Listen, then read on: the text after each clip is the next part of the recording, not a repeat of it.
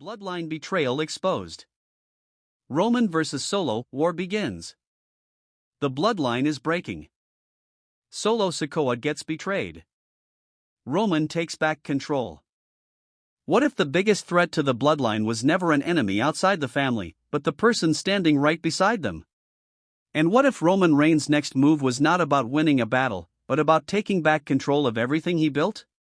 Because after SmackDown, the situation surrounding the bloodline has taken a shocking turn, and fans are now asking one major question: is Solo Sikoa still the future of this family, or has he become the biggest problem standing in Roman Reigns' way? The bloodline has always been about power, respect, and one person sitting at the top.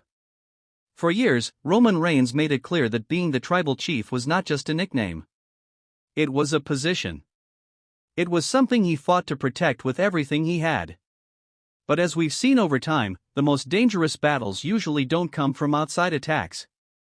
They come from cracks inside the walls. And now those cracks might be getting bigger. After SmackDown, rumors and speculation started spreading about serious tension between Roman Reigns and Solo Sikoa. The kind of tension that makes fans stop and rewind every little moment. You know how wrestling fans are. One person looks at another person for 2 seconds too long and suddenly everybody is analyzing it like it's a crime scene. But sometimes those tiny moments actually tell the biggest stories. Because when it comes to the bloodline, nothing feels accidental. Solo Sikoa's rise was supposed to represent the next generation. He was the enforcer, the one who stepped up when Roman disappeared, the one who tried to carry the weight of the family name. But carrying a legacy is not as easy as putting on the same colors or standing in the same position. A throne always looks comfortable until you actually have to sit on it. And Solo found that out. When Roman Reigns was away, Solo had a chance to prove himself. He wanted to show that he wasn't just another member of the family. He wanted to show that he could lead. He wanted to show that the bloodline could continue without Roman. But the question that has been hanging over everything is this: did Solo really take control, or did he just borrow power that was never truly his? That's where the drama begins. Because Roman Reigns is not the type of person who watches someone else rewrite his story without reacting. Whether you love him or hate him, you have to admit one thing: Roman understands power better than almost anyone in WWE. He knows how to create fear, how to control a room, and how to make every appearance feel like something important is about to happen. So when Roman returns and starts looking at Solo differently, fans immediately notice. The energy changes. The room feels different. And suddenly, the bloodline is not a united family anymore. It becomes a battlefield. Now imagine being Solo Sikoa. You spent months trying to prove you belonged at the top. You made sacrifices. You made enemies. You carried the pressure of a family name that comes with impossible expectations. And then the person who started it all comes back and basically reminds everyone who the original tribal chief is. That has to hurt. Because in WWE, sometimes the biggest betrayal is not a physical attack. Sometimes it's realizing the person you thought believed in you never saw you as the final choice. And that's exactly why this situation is so interesting. Was Roman Reigns actually trying to destroy Solo? Or was this a warning? Because there is a difference. A warning says, you went too far. A betrayal says, you were never supposed to be here. And fans are trying to figure out which one this really is. The history between Roman and Solo makes this even more complicated. They are family. They are connected by blood. They have fought together. They have protected each other. But we've seen this story before in wrestling. Family can become the most dangerous opponent because they know exactly where to hit. They know your weaknesses. They know your pride. They know the one thing you want more than anything. For Solo, that thing has always been respect. He never wanted to just be the guy behind Roman. He wanted to be the guy everyone feared. He wanted to be the leader. He wanted people to look at him and say, that's the man in charge. But the problem with trying to become the next Roman Reigns is that Roman Reigns already exists. And Roman has never been the type to hand over his crown easily. This is where things get really interesting because the bloodline has always been built on loyalty.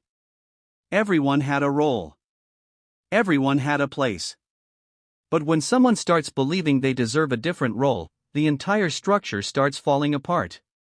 That's what happened before. That's what could happen again. And honestly, this is the kind of WWE drama that gets fans talking because it doesn't feel like just another match. It feels personal. It feels like years of decisions, betrayals, and unfinished business are finally catching up. The big question now is what happens next? Does Solo Sikoa fight back? Does he try to prove Roman wrong? Does he create his own bloodline completely separate from Roman? Or does he realize that standing against Roman Reigns might be the biggest mistake he could make? Because remember, every person who has challenged Roman's authority has had to pay a price. The question is whether Solo is ready to pay that price. And let's talk about the other members of the bloodline, because their reactions could change everything. A faction is only strong when everyone believes in the same mission. Once people start choosing sides, things get messy very quickly. We've seen it in WWE countless times. One person says they're loyal, another person says they're the real leader, and before you know it, everyone is throwing super kicks and dramatic speeches like it's a family reunion nobody wanted to attend. But that's what makes it entertaining. The tension. The uncertainty. The feeling that anything can happen.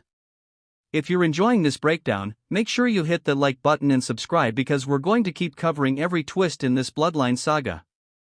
This storyline has more layers than a championship belt collection, and every week seems to add another mystery. Now, some fans believe Roman is simply protecting his legacy. They believe he sees Solo becoming too confident and wants to remind him that the bloodline was built around Roman's vision. Others believe Solo deserves his moment. They believe he stepped up when nobody else did and that Roman coming back just shows he doesn't want to lose control. And honestly, both sides have a point. That's what makes this situation complicated. Solo is not just some villain trying to steal power. He has a reason. He has ambition. He has spent his entire career trying to escape the shadow of other family members. But Roman is also not just some jealous leader afraid of change. He built something massive. And people who build empires usually don't like watching someone else take the keys. That's the beauty of this story. There is no simple answer. Maybe Roman is wrong.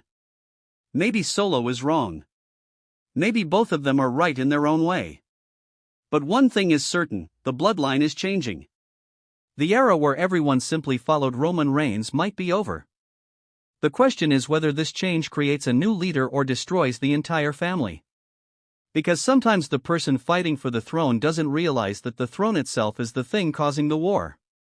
So now I want to hear from you. Do you think Roman Reigns made the right move by turning against Solo Sikoa? Or do you think Solo has earned the right to lead the bloodline?